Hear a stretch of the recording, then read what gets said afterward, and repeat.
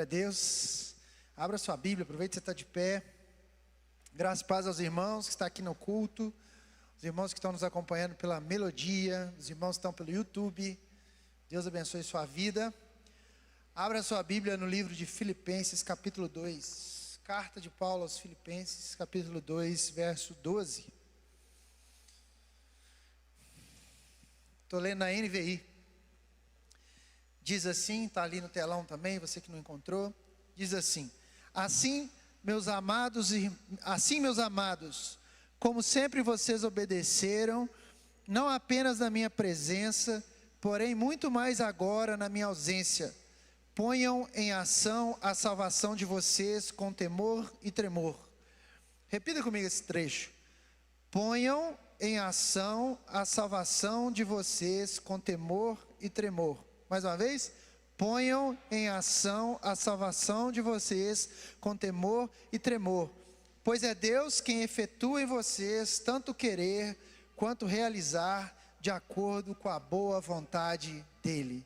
Feche seus olhos. Ó Deus, te agradeço pelo dia, por essa tarde que nós passamos aqui, por esse culto, que o Senhor venha trazer paz aos nossos corações e também direcionamento através da Tua Palavra. Nós oramos e te pedimos em nome de Jesus, amém. Pode se assentar. Hoje eu quero trazer esse tema para nós, uma reflexão pessoal. Como está o nosso relacionamento com Deus? Como a gente tem tomado esse relacionamento com Deus? Como uma tarefa ou como uma dádiva? Como compromisso ou como um presente? Como obediência, como graça? Como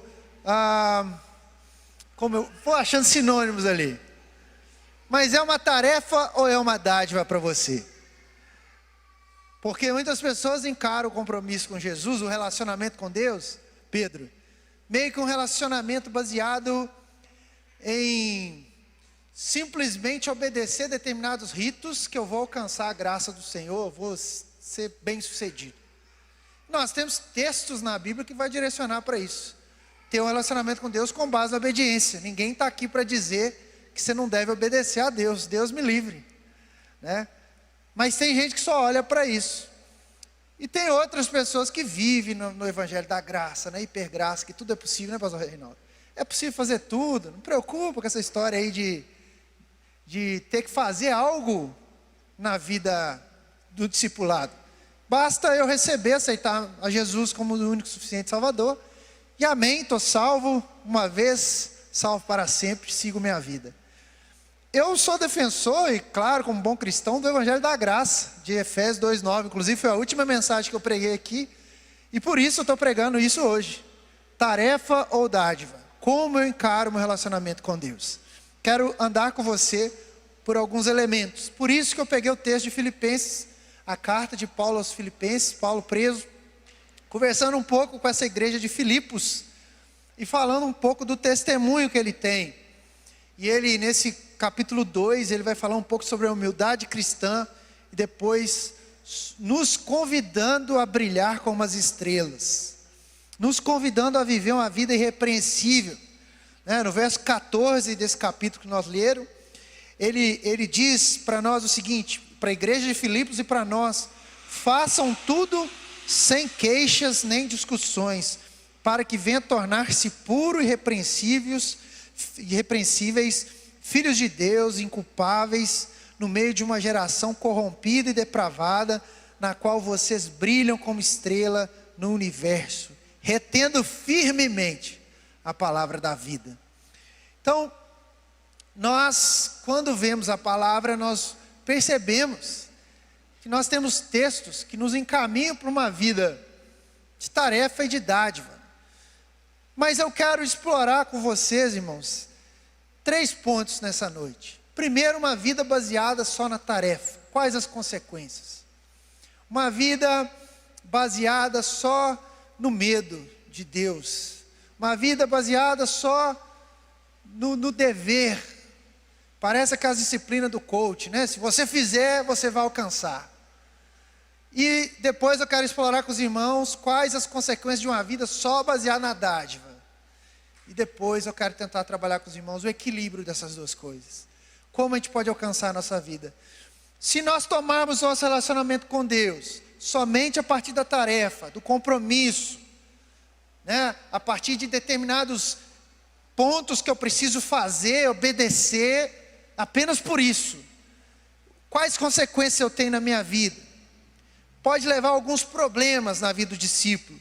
O primeiro problema que pode nos trazer uma vida intensamente baseada no compromisso, na tarefa, é o legalismo e a falta de graça. O legalismo é um relacionamento que pauta numa série de obrigações e deveres a cumprir. Eu tenho que cumprir isso, é minha obrigação fazer determinada coisa. E aí a gente corre o risco de ser uma igreja, um discípulo infrutífero. Porque o legalismo, ele destrói a gente. Lá no capítulo 5 de Gálatas, verso 4, Paulo vai admoestar ali a igreja da Galácia, que vivia esse problema de legalismo. Ele diz assim: de Cristo vos desligastes, vós que procurais justificar-vos na lei, da graça decaístes. Quando nós começamos a viver apenas no dever com Jesus, que o relacionamento seja um dever, um compromisso que eu não posso faltar, eu começo a colocar muito sobre mim a responsabilidade desse relacionamento com Deus. O texto que Paulo vai nos trazer aqui na carta aos Filipos é ao contrário. Ele diz que é Deus quem efetua em nós tanto querer quanto realizar. Mas quando nós começamos a viver uma vida pautada no cumprimento de deveres, apenas no cumprimento de deveres, apenas no cumprimento de determinados ritos, nós entramos no evangelho infrutífero. Essa semana todos vocês acompanharam a música que aconteceu para tudo quanto é lado. As pessoas falando, o evangelho de fariseus, não é? Legalismo. Igrejas, discípulos que vivem só baseado no legalismo. E a Bíblia, Jesus, vai contra os fariseus. Legalismo quer dizer que você começa a olhar só a vida do irmão. E todo mundo tem que encaixar no seu modelo. E eu preciso viver e ver que a pessoa segue o meu jeito de falar, o meu jeito de vestir. Se eu oro 2 horas, se o Oveni não ora, então eu sou melhor que você. Eu começo a colocar métricas. Eu oro tantas vezes, eu leio a Bíblia tantas vezes. Se eu não fizer tantas vezes, eu vou faltar com o meu Cristo, com o meu Deus. E isso vai gerando dentro de nós um rito diário que pode ser perigoso. Não estou dizendo que você não tem que fazer isso. Pode ser perigoso. Porque nunca você vai alcançar a perfeição.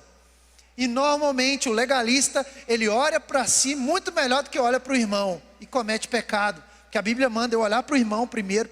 E saber que amar o irmão é mais importante que a mim mesmo. E eu começo a olhar o cisco no irmão e esqueço a trave que está no meu olho. Porque eu imponho sobre as pessoas um fardo pesado. Era o que os rabinos faziam.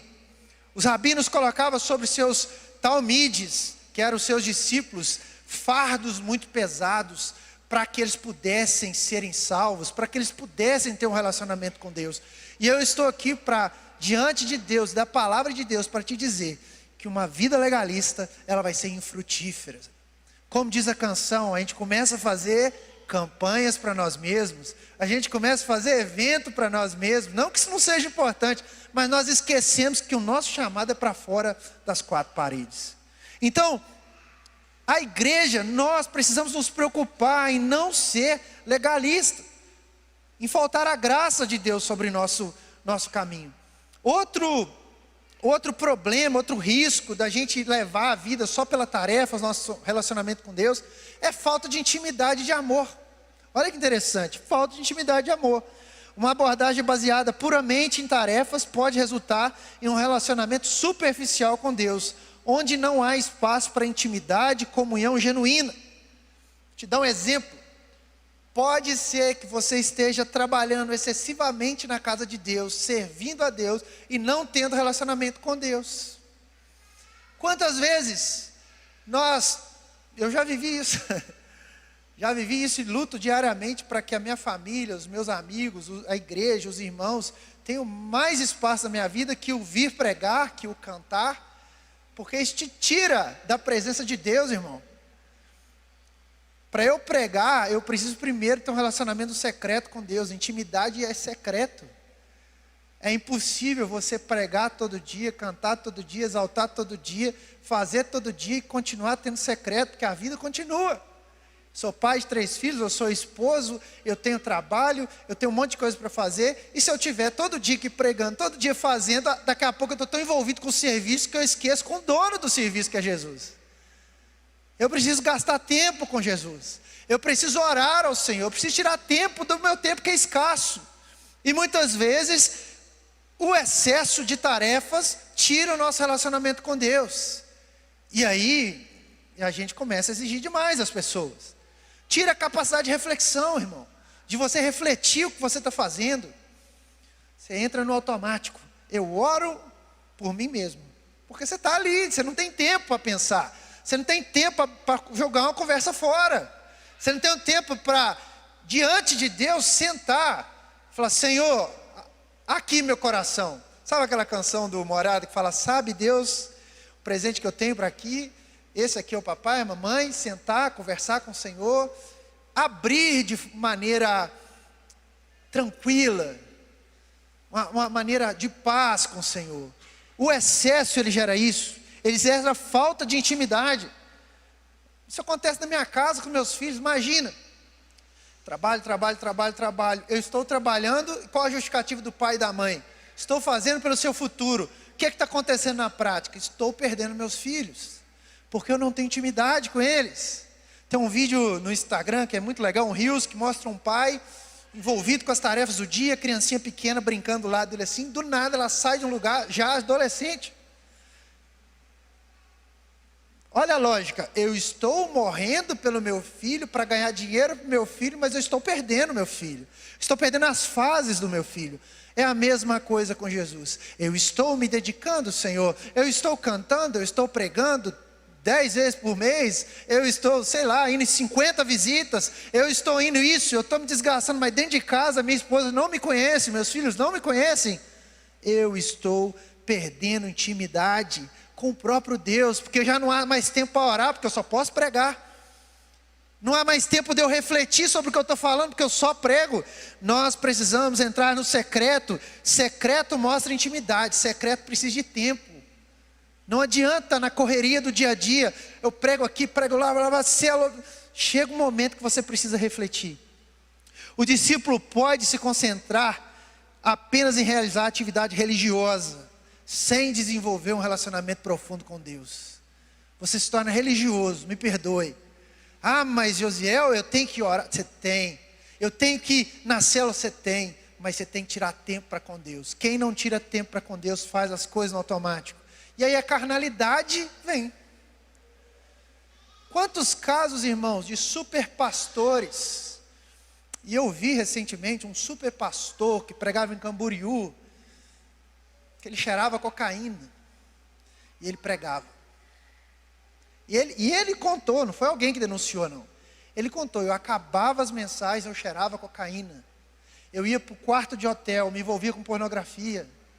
Quantas pessoas se envolvem no serviço de Deus, abençoava a gente demais, mas a vida dele era um sepulcro caiado, faltava intimidade com Deus, era legalista para os outros, mas no secreto ele não tinha um relacionamento com Deus. Isso é muito perigoso, porque às vezes você está achando que fazer a obra de Deus no automático, isso vai dar certo por muito tempo. Uma hora a casa cai, e aí pode ser tarde. Esse pastor, anos depois, ele confessou seus pecados. Teve uma cantora também, que eu sempre gostei muito, que ela cantava e ela se envolvia com drogas também. E ela depois precisou de confessar, voltar atrás, porque o serviço para Deus é diferente de se envolver com Deus. Igreja é muito bom, irmão. E eu estou falando disso porque os meus discipuladores me ensinam isso direto. Igreja é muito bom, se envolver com as coisas de Deus é muito bom. Mas nós precisamos ter mais gente para fazer as coisas da igreja. Eu vi uma palavra esses dias e eu tenho tentado praticar isso. Falado com os meninos do Point. nós precisamos de muita gente fazendo pouca coisa na igreja. Porque normalmente a gente tem poucas pessoas fazendo muita coisa. E às vezes a gente gosta, né, pastor Reinaldo? Que a gente é requisitado. Prega aqui, prega lá. Não. Muita gente fazendo pouca coisa. Por quê? Muita gente fazendo pouca coisa vai cuidar da casa, vai cuidar do lar, vai ter secreto com Deus. Quando vier aqui te entregar uma palavra, porque aquela mensagem foi forjada no secreto, na intimidade com Deus. E é impossível. Nós tivemos um café de excelência aqui. Que maravilha. Os irmãos pegaram, fizeram com excelência, cuidaram. Acabou aqui, nós fizemos uma roda. Ninguém planejou fazer uma roda e cantar. É porque Deus usa pessoas quando a gente abre mão e deixa as pessoas fazerem. Nós precisamos aprender isso na igreja, na nossa vida. E aí eu já te aconselho, e eu tenho feito isso na minha vida, crie uma agenda e na sua espaço, da sua agenda, deixe espaço de oração, de leitura da palavra, espaço de reuniões de amizade, espaços de reunião de oração, reuniões com sua família, para comer um cachorro quente, para fazer uma coisa que é diferente. Cuidado com a agenda cheia demais que não cabe Deus. E Deus está nos relacionamentos. Deus está nos relacionamentos. Ninguém planejou fazer uma roda e louvar, mas como nós estávamos em comunhão, um foi lá, puxou o violão, todo mundo sentou, estava no mesmo espírito, porque o Senhor se agrada de corações que estão unidos no mesmo propósito. Tire tempo para Jesus. Cuidado com a vida muito baseada em tarefa, que ela pode ser vazia de Deus e cheia de serviço da igreja. E aí a igreja fica doente, porque você está fazendo um serviço adoentado. E aí o pastor, Deus vai revelar. Muitas vezes não, irmão. O povo acha que vem, baixa o Espírito Santo todo dia e te revela a sua vida. Ninguém te via nada. Nossa, mas você me magoou. Vai, chega em mim e fala que eu te magoei, que eu vou pedir perdão em nome de Jesus, que isso quebra. O ruim é você ficar 10 anos magoada comigo e eu não saber o que é. Um dia que eu cheguei aqui, uma irmã me procurou, quero conversar com você depois do culto. Eu falei, amém, mano? Eu tomei um susto. Porque um dia você entrou na igreja e você não me cumprimentou. E aquilo cresceu no meu coração, que você não mais queria amizade comigo, e eu estou com raiva de você. Já tem um tempo, uns 6, 7 meses. Eu falei, misericórdia. A irmã falou para mim, na oração do encontro, ela falou assim, e eu não posso ir para o encontro com essa raiva no coração, que eu estou com raiva de você, porque você não me cumprimentou. Eu nem sabia.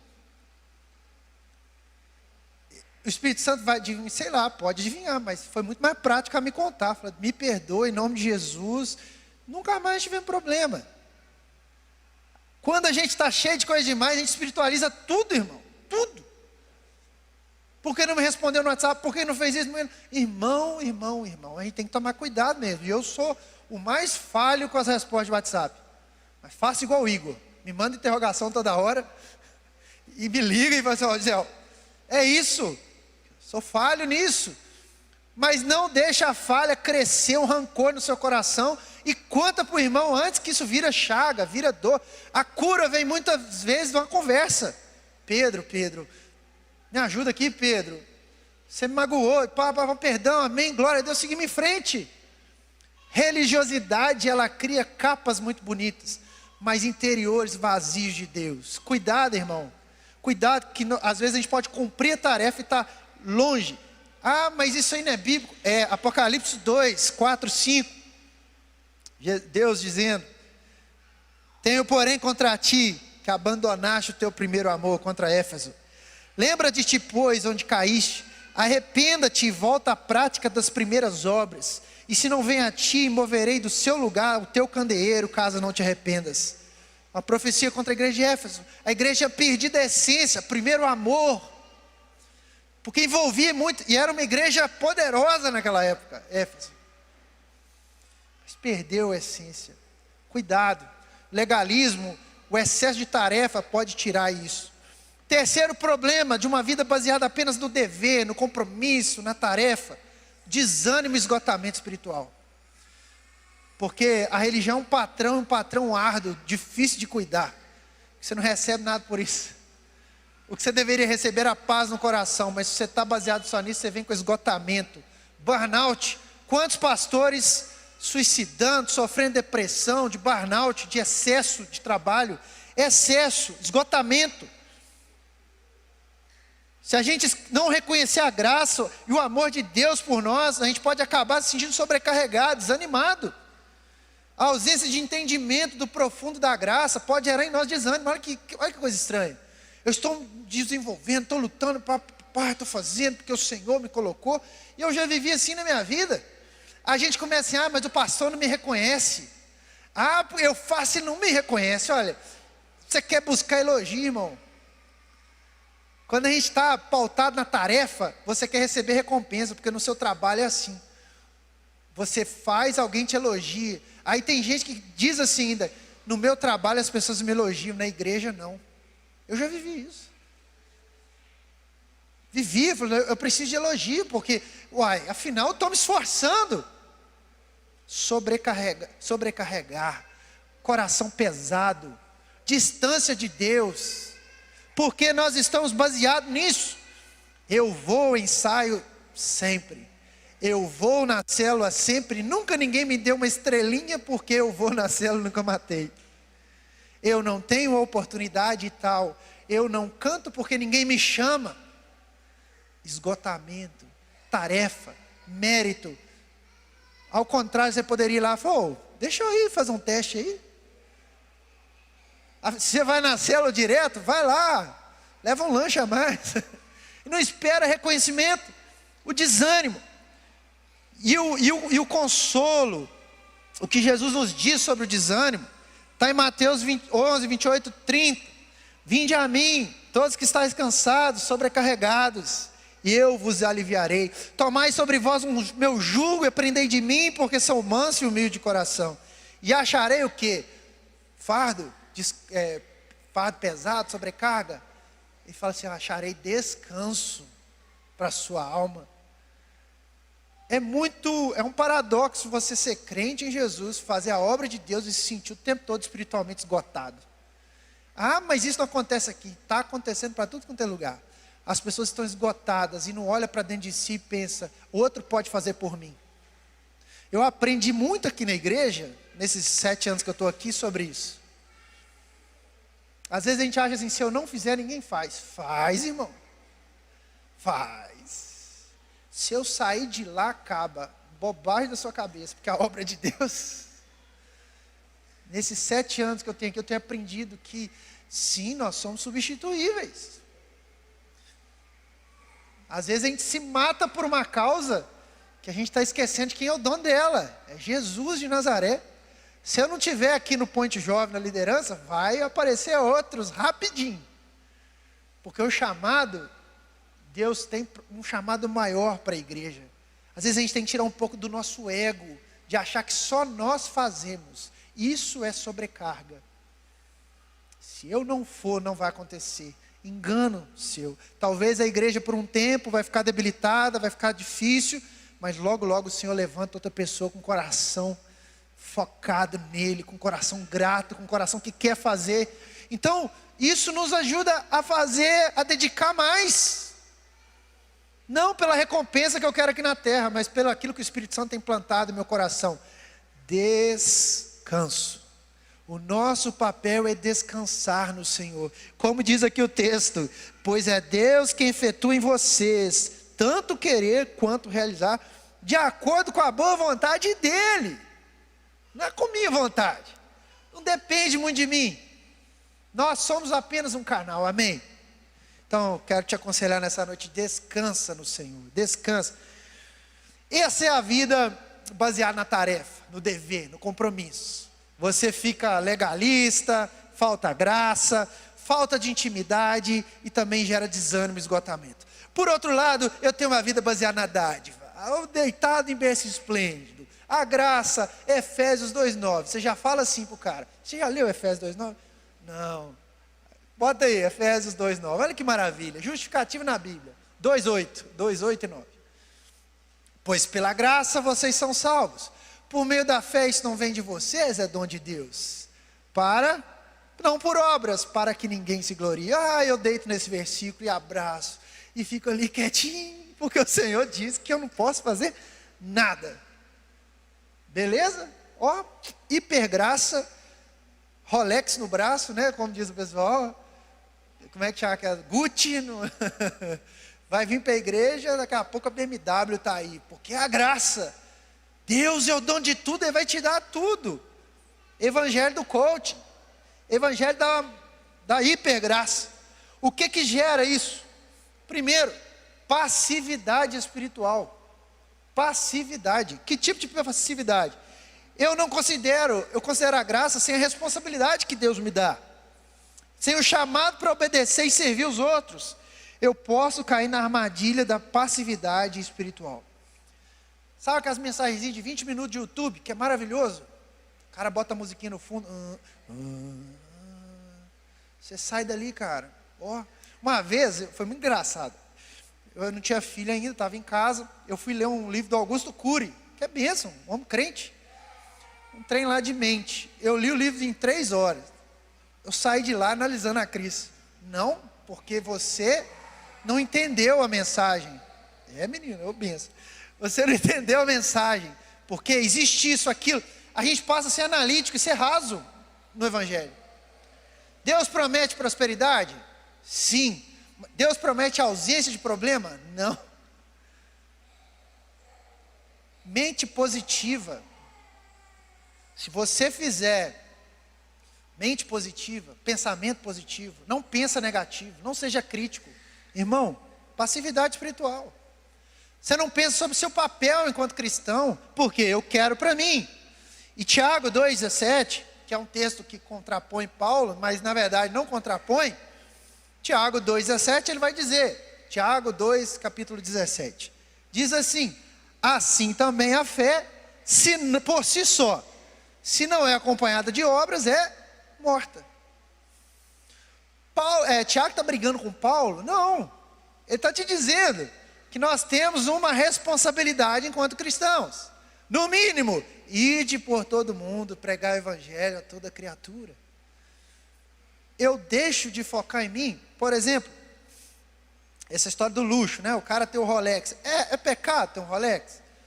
Em muitos lugares sim, sincero, porque a função de um relógio de 115 mil, o cara tem muito dinheiro, você vai falar assim, José, tem muito dinheiro, mas se você pensar na utilidade daquilo ali, um relógio não estou falando que o cara tem que ter um relógio de 5 reais ali do negócio, mas 115 mil, eu estou em busca de quê? Luxo.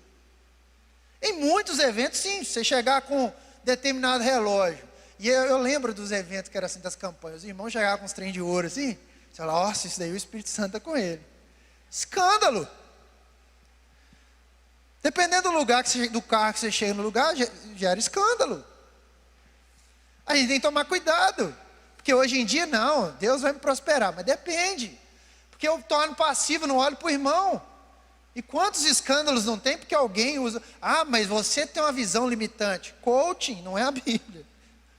Que eu não estou pensando em escandalizar o irmão. Então, passividade. Obras é cuidar do irmão mais fraco. Obras é cuidar daqueles que estão doentes. Obras é cuidar do que estão vendo sobre você. Eu tenho que tomar cuidado. Sobretudo nós que somos cristãos, somos pessoas públicas. Passividade espiritual. Busco só para mim. As minhas orações é só para mim. Eu não assumo as minhas responsabilidades enquanto crente. Quais são as minhas responsabilidades? Ser luz. Aqui o texto está falando, em Filipenses 2, que nós lemos. Ele diz, o que é o tipo de obras que a gente tem? Façam tudo sem queixas, sem discussões, para que venham tornar-se impuros, para que venham tornar-se puros e irrepreensíveis, filhos de Deus, inculpáveis, no meio de uma geração corrompida e depravada.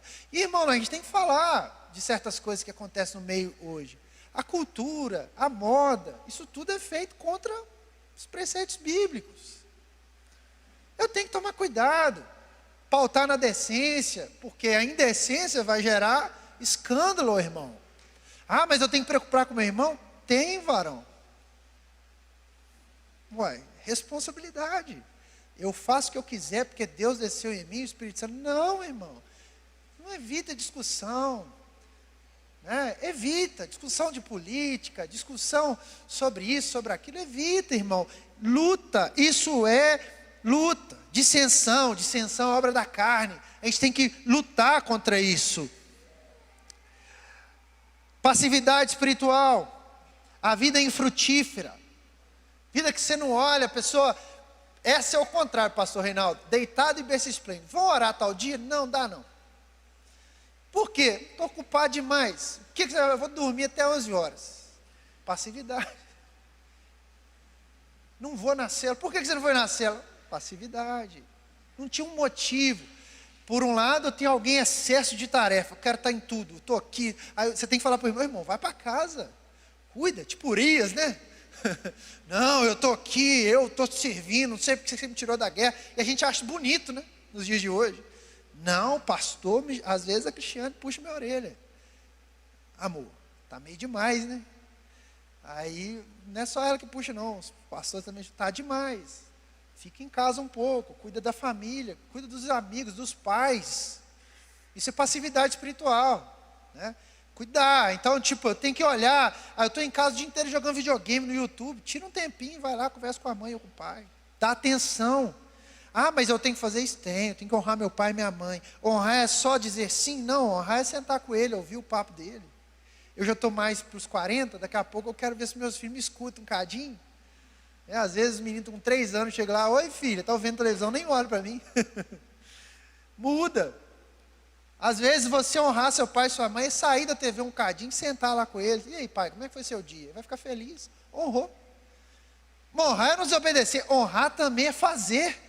Porque às vezes a gente acha que honrar é só não desobedecer, mas, uai, quem não faz também? Não faça. Casamento, tem muitas pessoas casadas, chega em casa, não vai direto para a televisão. Vai lá, ô esposa, como é que foi seu dia? Isso é mais espiritual que 50 minutos de oração falando línguas tremendo. E caiu, rebatou. Mas não adianta você fazer esse barulhão e chegar em casa, a mulher, oi.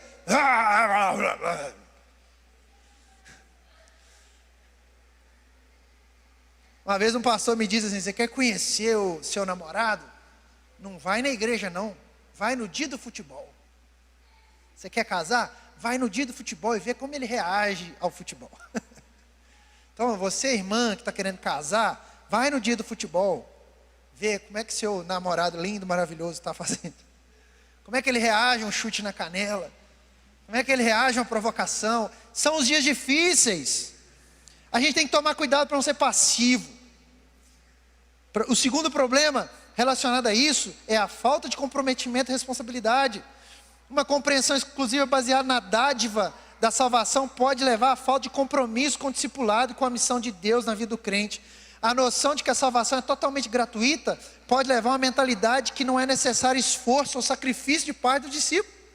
E o texto de Filipenses que eu estou lendo aqui com os irmãos, eu peço para ler em casa, ele vai dizer aqui no capítulo 1, verso 12, sobre os sofrimentos que contribuem para a expansão do Evangelho.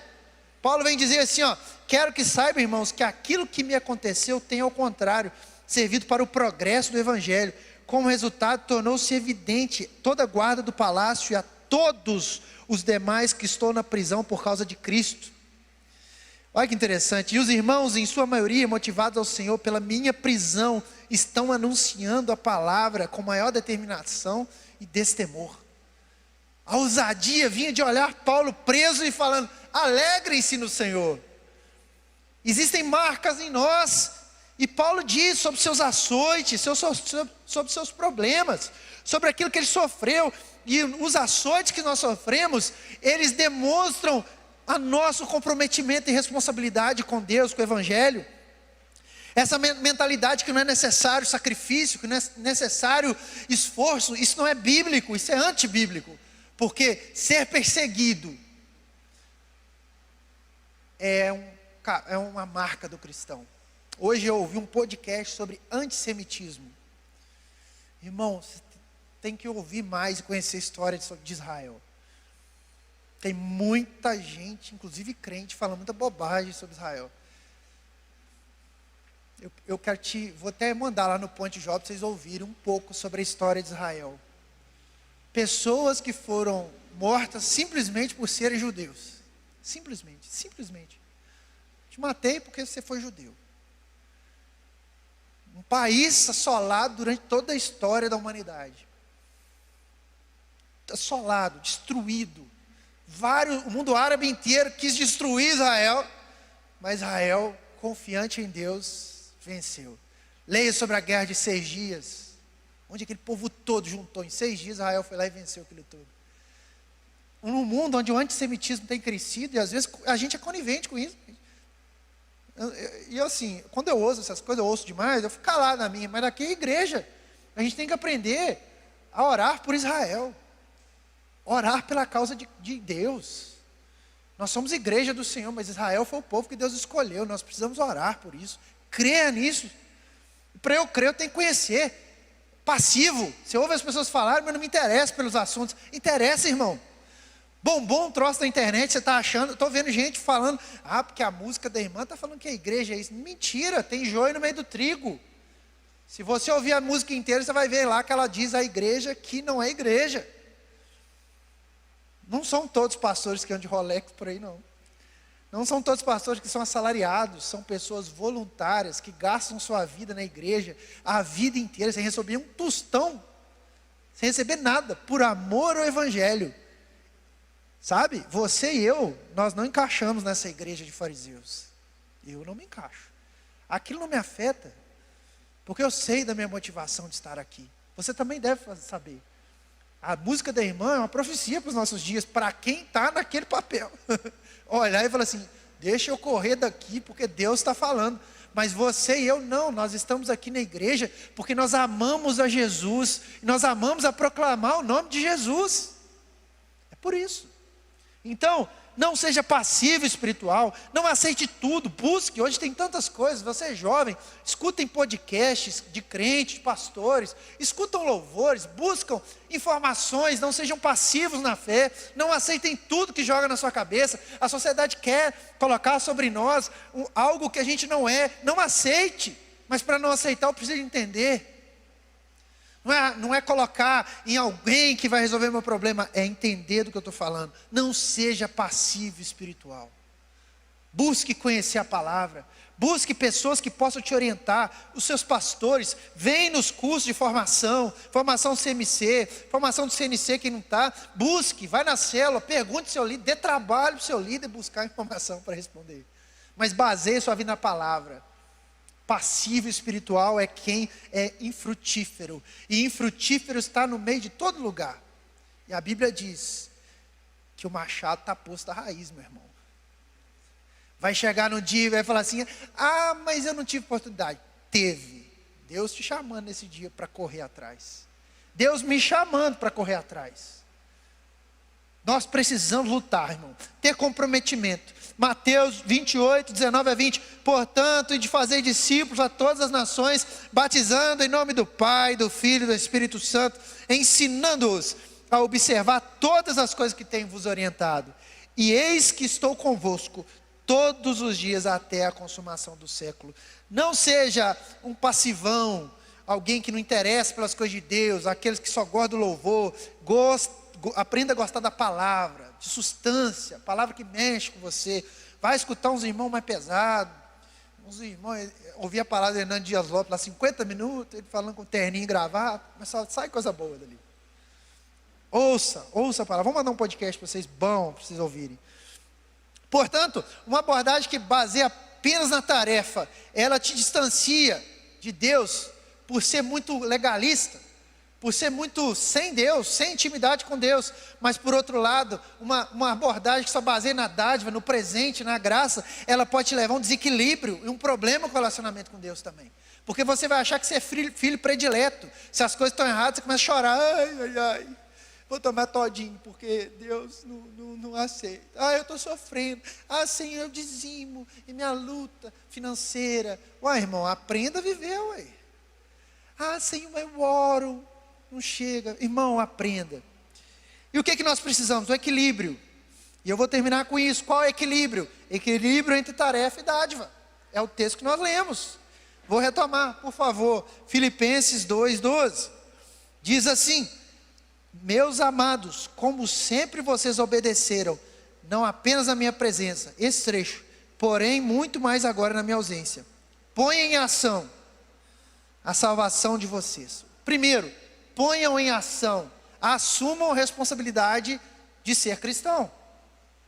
ponha em ação, com temor e tremor, temor de Deus, tremor de Deus, sabendo porque é Deus que vai efetuar o querer e o realizar em nossas vidas. Ou seja, obediência mais graça igual a vida frutífera na graça do Senhor. E quando eu entendo isso, o que eu tenho? Primeiro, profundidade espiritual. Porque eu sei que eu tenho que buscar em Deus. Não é só você sentar lá e falar, desce Espírito Santo, que o Espírito Santo vai bater, você vai sair saltando. Pode acontecer, aconteceu com a mula, mas isso é mais raro. Tem que ter esforço. Senhor, desce em mim o poder de interpretação da Bíblia. Não vai ler exegese, hermenêutica, não vai ler a Bíblia para você ver não. Não desce não, irmão. Profundidade é com gente. Imagina, Letícia, Senhor, me faz médica. Blum, caiu sobre ela o poder da medicina. Eu não ia lá de jeito nenhum. Curandeira, está repreendido. Precisa passar pelo ensino formal, precisa passar pela faculdade, sofrer, passar os perrengues, ir lá para o João 23, pegar gente cortada para tudo quanto é lado. Mariana, quando eu falei, eu fui para o João 23, o hospital mais pesado de BH. Tudo que é coisa ruim que acontece, vai para o João 23. É ali que o seu médico é formado. Aí você acredita. Chegou com um trenzinho de nada, não, eu já fui no João 23, vem cá que eu te resolvo o problema. É isso, passar onde lá Judas perdeu a bota, onde está tudo acontecendo. Esse médico vai ser formado na dificuldade. Eu imagino o residente que saiu, né, de ouvir a teoria toda, chega diante de um cara todo cortado, despedaçado, e agora o que eu faço? Ai, ai. O que eu vou fazer? Vendo o osso para fora, imagina? A pessoa que tem medo de sangue, ai, sangue. Escolheu a medicina, tem medo de sangue. Imagina, ter que colocar a mão, estancar, não sei o que deve acontecer, mas é uma coisa bizarra, um cara tomou um tiro, você tem que ir lá resolver, e aí o coração está parando e tal. Eu acho que um médico, ele se torna diferente, pastor, no dia que ele vê uma morte na frente dele, que ele tenta tudo e morreu. Ele fala, ih, caramba, e agora? Já foram numa cena assim, é horrível.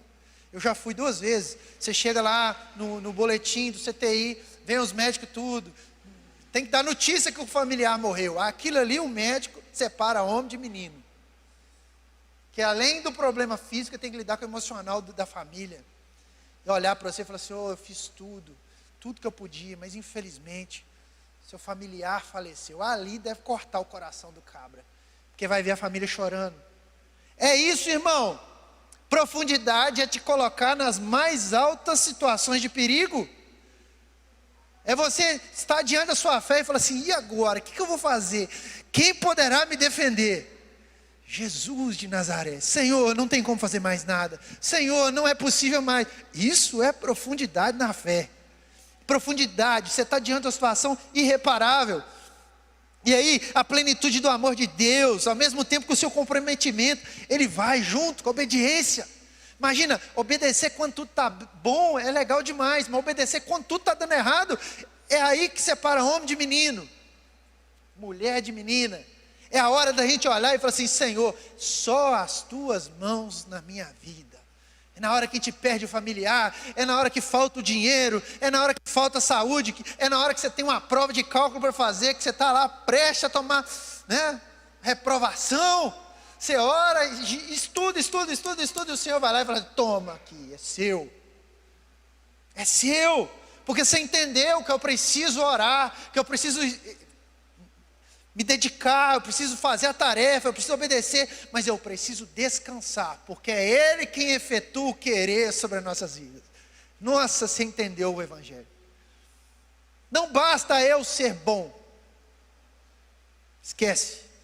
Você pode dar certo na sua vida terrena, mas para a eternidade, obediência e graça. Gera um crescimento saudável. O equilíbrio entre a dádiva da salvação e a tarefa do discipulado promove um crescimento espiritual, porque você entende a Bíblia. O discipulado é isso aqui, irmão. Senta lá, ó, lê a Bíblia, aprende. Quem foi Paulo? Se diz o Iago. Qual a sua meta para o ano? É ler todos os capítulos bíblicos e entender o contexto. Às vezes você pega um troço de fora do contexto, não quer dizer nada. Né? E aí todos foram para a sua casa, né? O versículo que a mídia está colocando aqui. É pegar fora do contexto, é usar o seu bel prazer. A Bíblia é contra isso. Vai se dedicar, ter um crescimento saudável. ter uma fé ativa, é o serviço e a busca por Deus. Ser liberto do legalismo e do desânimo. Essa é a frase da semana. Todo jovem foi bombardeado pelo Instagram pela música da menina, da Aimee. Não seja aquela igreja ali. Nós precisamos ser a igreja do arrebatamento. A igreja que recebe essa mensagem. A igreja que reconhece a graça de Deus como base do seu relacionamento. Mas ele obedece. E ele é liberto do legalismo e do desânimo espiritual. Do desânimo, de só pensar em si. Nossa, Deus, está muito difícil, está pensando só no si. Tem muita gente passando dificuldade também. Compartilha, vem para a igreja, seja liberto. E o qual é o último, é o fruto final? Testemunha eficaz. Testemunha a Cristo pela sua vida. Nós vamos testemunhar, irmão. Nós vamos ser a estrela que brilha no meio das trevas quando nós testemunharmos. O que é testemunho? Você tem que avaliar onde você está vivendo. Eu sou da universidade. Tem uns amigos, inclusive, que têm assistido as minhas mensagens. E às vezes eles puxam minha orelha e falam, você podia ter falado daquele jeito. Não. Eu tenho um amigo, se estiver assistindo, Bruno, vou até te compartilhar, depois nós vamos conversar sobre isso. Professor do meu departamento. E eu sento lá, né, Bruno? A gente bate papo, de vez em quando ele me manda mensagem. Outro dia está assim, se estiver assistindo, Bruno, Deus te abençoe e sua família. Ele falou para mim, que dia que você vai pregar de novo? Que eu vou analisar lá a sua mensagem e nós vamos conversar. Eu falei, amém. Dê testemunho, irmão. Dê testemunho na sua faculdade. Não é um testemunho de um cara que nunca pode conversar com ele, não. Nunca pode ser repreendido, nunca pode nada, porque você é o cara. Mentira, nós precisamos da graça do Senhor. Que nós possamos ter essa profundidade. Ô Jesus, manda sobre mim também a paciência e a bênção dessa profundidade. Quero te chamar, ficar de pé, para a gente orar nessa noite. Eu nem vou chamar o louvor, que nós estamos cansados, desde 4 horas da tarde aqui, 5 horas. Mas eu quero orar com você nessa noite, sobre isso, sobre a profundidade do amor de Deus. Tarefa ou dádiva? Os dois. Aprenda que o relacionamento de Deus precisa de esforço, mas é Ele quem efetua o realizar na nossa vida. E é sobre isso que quero orar. Feche seus olhos, ó Deus. Eu sou grato ao Senhor por a oportunidade de estarmos aqui na Tua casa, Senhor. Obrigado pelos irmãos, nossos irmãos que estiveram aqui desde as 5 horas, os irmãos que chegaram depois. Obrigado pela Tua presença nessa casa. Obrigado por o Senhor ter nos sustentado nesses dias. E eu quero orar sobre cada vida, Deus. E nós não aceitamos, Pai, ser uma igreja passiva, ser jovens passivos, que só pensam em nós mesmos, que cria só coisa para nós. Nós não somos essa igreja. Nós somos geração ativa, uma geração que tem responsabilidade com o Evangelho, uma geração que entende a Tua mensagem e a aplica em todos os lugares que nós caminhamos. Ó Deus, que as escolas saibam que nós somos servos do Senhor, que as faculdades, que os ambientes de trabalho, que as nossas casas revelem, Senhor, quem o Senhor é. Não nos deixa perder, Senhor, com o serviço da obra, esquecer o dono da obra. Não nos deixe esquecer do privilégio que é ter o segredo secreto contigo. Não nos deixe esquecer, Senhor, do privilégio de nos deleitarmos na Tua presença e lermos salmos e adorarmos os salmos e ouvirmos a Tua voz cuidando de nós no meio da caminhada. Ó Deus, eu peço nessa noite que o Senhor derrame a Tua glória sobre nós e nos dê paz, nos dê tranquilidade para passar no meio de toda essa provação, confiando no Senhor. Aproveita e ora, Senhor, para as pessoas que nos ouvem, pela melodia, Senhor, para as pessoas que nos escutam também e assistem pelo YouTube. Ó Deus, seja qual for a situação, que o Senhor traga para essas pessoas a paz e entendimento que é preciso, Senhor, ser ativo. Liberte-nos da passividade espiritual, liberte-nos, Senhor, de uma vida longe do Senhor, Pai, e religiosa. Nós possamos ter uma vida frutífera na Tua presença. Abençoe a Tua igreja, abençoe essa casa, abençoe todos nós, no poder do nome de Jesus. É que nós oramos nessa noite, em nome de Jesus.